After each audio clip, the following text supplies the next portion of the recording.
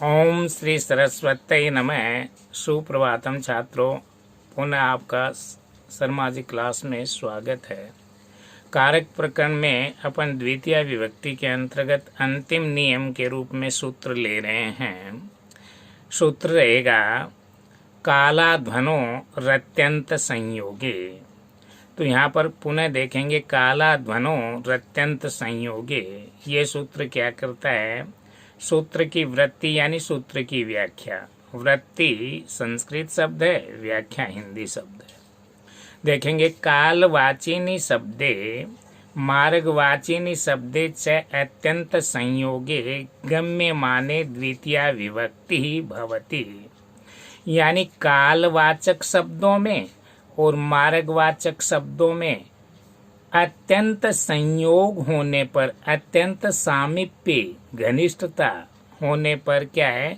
गम्य माने, जानने के योग में या जानने वाले में, व्यतीत होने में क्या है? द्वितीया विभक्ति होती है। उदाहरण रहेंगे, इससे पहले अपन हिंदी में जानेंगे। अर्थात कालवाचक और मार्गवाचक शब्दों का अत्यंत संयोग होने पर गम्यमान में द्वितीया विभक्ति ही प्रयुक्त होती है। जैसे उदाहरण रहेंगे, सुरेश है अत्र पंच दिनानि पठति। सुरेश है अत्र पंच दिनानि, पंच दिनानि 5 दिनों तक। तो ये क्या अवधि हो गई न? तो यहाँ पर इसमें पंच दिनानी में द्वितीया विभक्ति हो गई। सुरेश यहाँ 5 दिन से पढ़ रहा है, तो यहाँ पंच दिनानी में क्या हो गई? द्वितीया विभक्ति। क्या हो गया? समयवाचक बोध हो गया। इसी क्रम में मोहन है मासम अदिते। तो मासम में द्वितीया विभक्ति। मोहन महीने भर। यहाँ मोहन क्रम से 1 महीने तक पढ़ता, महीने भर से लगातार पढ़ रहा है।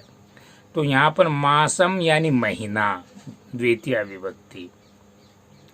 तीसरा रहेगा नदी क्रोशम कुटिला अस्ति। तो नदी क्रोशम यानी कोस भर। नदी जो है वो कोस भर क्रम से कुटिला यानी टेढ़ी मेढ़ी अस्ति है। नदी लगातार 1 कोस की दूरी तक क्या है? टेढ़ी मेढ़ी सर्पिला आकार वैसी है। इसलिए इसमें क्या हो गई? क्रोशम कोस भर दूरी के लिए द्वितीय विभक्ति हो गई। प्रदीप है योजनम पठति। प्रदीप जो है वो जा रहा है और जाते हुए 1 योजन भर तक निरंतर पढ़ता रहता है। योजन यानी का 4 कोस की दूरी को 1 योजन कहते हैं। तो यहाँ पर प्रदीप योजन तक जो जा रहा है उसमें निरंतर पढ़ाई भी कर रहा है। तो योजन में द्वितीय विभक्ति हो गई। ध्यातव्य ध्यान देंगे, गुण क्रिया द्रव्य, ये 3 गुण क्रिया द्रव्य।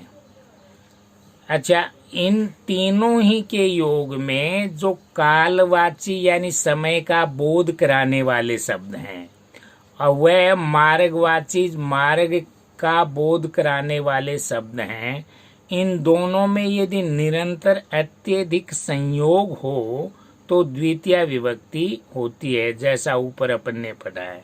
तो कालवाची का अलग अलग उदाहरण देखें तो गुण के लिए है मासम कल्याणी, महीने भर कल्याण। इसी प्रकार से क्रिया का मासम अदिते, महीने भर पड़ता है।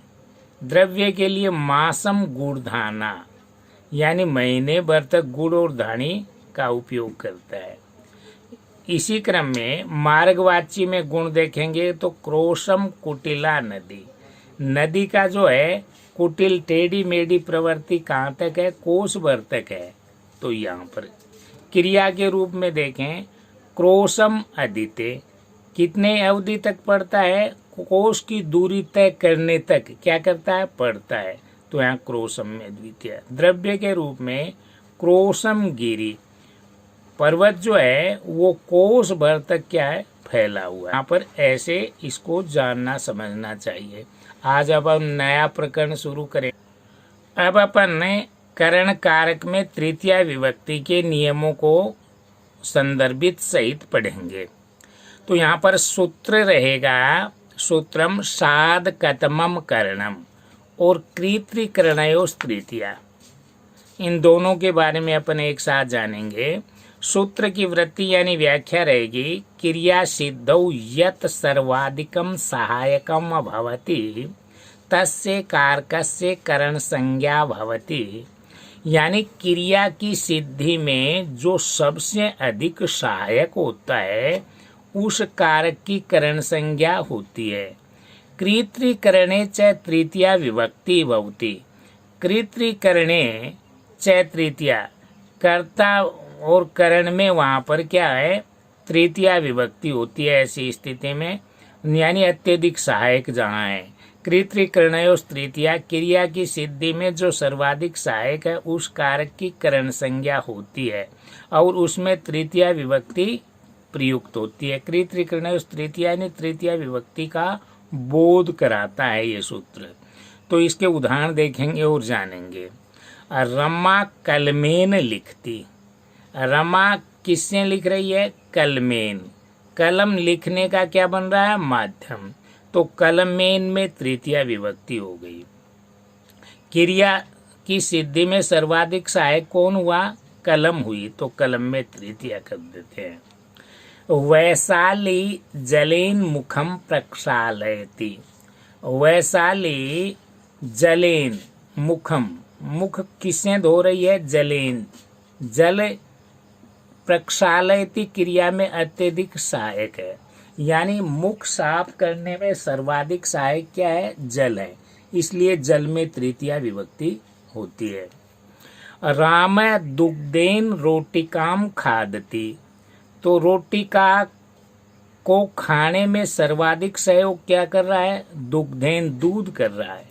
राम दूध से रोटिका को खाता है, तो दुग्धेन में तृतीया। इसी प्रकार से सुरेंद्र है पादाभ्याम चलती। सुरेंद्र पैरों से चलता है, तो क्रिया चलना जो क्रिया है उसमें सर्वाधिक सहायक कार्य करने में कौन है, पैर हैं, इसलिए पैरों में तृतीया विभक्ति द्विवचन है। तो ऐसे तृतीया होगी। आगे वाला सूत्र देखेंगे। सूत्र रहेगा सहयुक्ते प्रधाने। सहयुक्ते प्रधाने, तो यहाँ पर सहयुक्ते अलग करें, पदच्छेद करें तो सहयुक्ते अलग हो गया, अप्रधाने अलग हो गया। तो ये कह रहा है साथ में हो लेकिन अप्रधान में। क्या होता है देखें, इति सूत्रेण, ये सूत्र कह रहा है सह साकम समम सार्धम, ये सभी शब्द है ना चारों, ये साथ के योग में हैं, इसलिए इन चारों ही शब्दों में तृतीया विभक्ति होती है। तो ये क्या कह रहा है, हिंदी में देखें, सह साकम समम सार्धम, जिनका अर्थ होता है साथ, शब्दों के योग में तृतीया विभक्ति होती है। उदाहरण देखेंगे, मैं पुनः बता दूं आपको, सह साकम सार्धम समम, इन शब्दों के का अर्थ है साथ, तो इनमें हो लेकिन अप्रधान, तृतीया क्या करेंगे, अप्रधान में। तो देखें, जनकः पुत्रेण सह गच्छति, ये सह के योग में तृतीया है, कहाँ है, पुत्रेण, पुत्र में है। तो जनक एक है और पुत्र एक है, तो जनक और पुत्र में से प्रधान अप्रधान क्या हुआ, पुत्र हुआ, तो पुत्र में तृतीया करेंगे, न कि जनक में तृतीया। तो जनक पुत्रेण सह गच्छति, जनक पुत्र के साथ यानी पिता पुत्र के साथ जाता है। दूसरा देखेंगे, जिज्ञासा पुनीतया साकम पठती, जिज्ञासा क्या कर रही है, पुनीता के साथ पढ़ती है, तो यहाँ पर पुनीता में तृतीया करेंगे। इसी क्रम में ते स्वमित्रैः सार्धम क्रीडन्ति, तो यहाँ क्रिया की सिद्धि में क्या है, सहायक स्वमित्रैः, वे अपने मित्रों के साथ खेलते हैं, वे अपने मित्रों के साथ, स्वमित्रैः सह के योग में तृतीया, सार्धम। त्वम गुरुणा समम श्लोक पाठम करोसि। तो वहां पर क्या है, त्वम मध्यम पुरुष का एक वचन, इसीलिए क्रिया भी मध्यम पुरुष की एक वचन। क्या करता है, श्लोक पाठम, है ना, किसके साथ कर रहा है, गुरुणा, तो गुरु में तृतीया क्या है, त्वम गुरुणा समम श्लोक पाठम करोसि, तुम गुरु के साथ श्लोक पाठ करते हो। पुत्रेण सहागत है पिता, पुत्र के साथ पिता है। कनिष्ठेन सहागत है अग्रज है, कनिष्ठ छोटे भाई के साथ बड़ा भाई आता है। इस प्रकार से ये देखेंगे, पर ध्यान रहेंगे अभीष्ट सिद्धि के लिए हमें अप्रधान में तृतीया करनी चाहिए। वैसे वाक्य के अनुसार अपने आप ही कहीं कहीं पर जैसे पुत्र के साथ पिता आता है, तो यहाँ पर पिता जो है वो प्रधान है और पुत्र में तृतीया हो गई, ठीक है ना, ऐसा ध्यान रखेंगे। दूसरा अगला सूत्र रहेगा यनांग विकार है। सूत्र पुनः बोलेंगे, यनांग विकार है। सूत्र यनांग विकार है, पुनः उच्चारण करेंगे, यनांग विकार है। इसको अर्थ को समझेंगे, येन अंगेन विकार है लक्ष्यते तत्र तृतीया विभक्तिर भवति। जिस अंग विशेष में विकार लक्षित होता है उसमें तृतीया विभक्ति होती है। देखेंगे सूत्र की व्याख्या, येन विकृतेन अंगेन अंगिनः विकारो लक्ष्यते तस्मिन् विकृतांगे तृतीया विभक्ति भवति।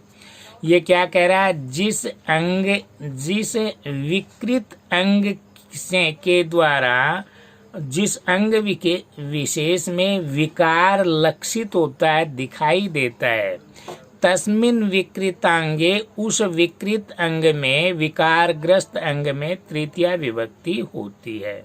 देखेंगे जिस विकार युक्त अंग से शरीर में विकार दिखलाई देता है उस विकृत अंग वाचक शब्द में तृतीया विभक्ति प्रयुक्त होती है। उदाहरण देखेंगे, सह नेत्रेण काणे अस्ति, वह किस अंग में विकृति है, नेत्र में, तो नेत्र में तृतीया हो गई। सह नेत्रेण काणे अस्ति, वह नेत्र से काणा है। इसी क्रम में बालक कर्णेन बधिर वर्तते, बालक बालक किस अंग में विकृति है, कान से, क्या है, बहरा, तो कर्णेन बधिर, कान से बहरा है, तो कर्णेन में तृतीया हो गई। बालक कर्णेन बधिर वर्तते, बालक कान से बहरा है। साधु पादेन खंजः अस्ति, तो यहाँ पर साधु सज्जन पुरुष या साधु संज्ञा, पादेन पैर से, क्या है, खंजः अस्ति विकृत अंग वाला है, यानी पैर उसका खराब है, तो पैर शब्द में तृतीया विभक्ति। श्रेष्ठी शीर्षा खलवाटे विद्यते, श्रेष्ठी यानी सेठ जी शीर्षें क्या हैं, गंजे हैं। इसी प्रकार से सूरदास नेत्राभ्याम अंध आसीत, सूरदास नेत्रों से क्या है, अंधे थे, तो नेत्राभ्याम दोनों अंग में, एक जैसे अंग दो हैं शरीर के, दोनों में विकार है, तो द्विवचन का तृतीया शब्द चयन करेंगे, इसलिए नेत्राभ्याम आया। जैसे वह पैरों से पंगु है, तो पादाभ्याम आ जाएगा, पैर के लिए पाद, तो जब दोनों से है तो दोनों का तृतीया पादाभ्याम। स पादाभ्याम पंगु अस्ति, वह पैरों से पंगु है। इसी क्रम में अन्य उदाहरण हो सकते हैं, शिष्य गुरु शिष्य के साथ जाता है, तो वहां पर गुरु किसके साथ जा रहा है, शिष्य के, गुरु शिष्येण सह गच्छति, वहां पर गुरु क्या है, प्रधान है। इसी प्रकार से है प्रधान में, वैसे ही अंग विकृति में ऐसे ही लेंगे, है ना, वह अंगुली से विकृत है, स अंगुल्यः विकृतः दृश्यते, वह अंगुली से विकृत दिखाई देता है। कहने का भाव यही है, शरीर के जिस भी अंग विशेष में तृतीया विकार है, खराब है, अंग में विकृति है, उस अंग विशेष में ही तृतीया विभक्ति करेंगे। धन्यवाद। सब्सक्राइब करें, लाइक करें, शेयर करें।